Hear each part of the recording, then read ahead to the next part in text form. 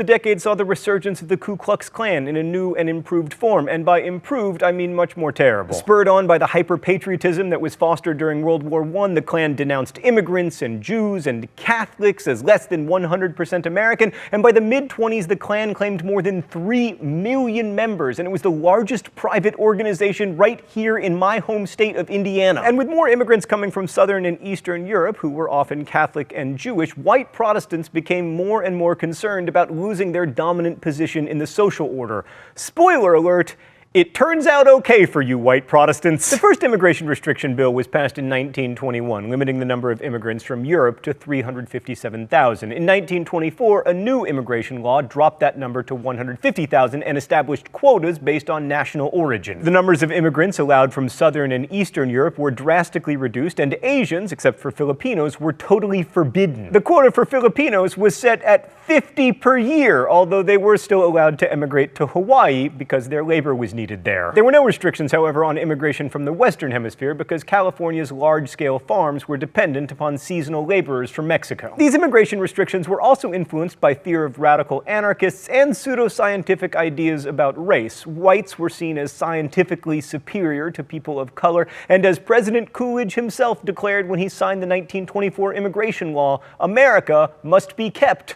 American.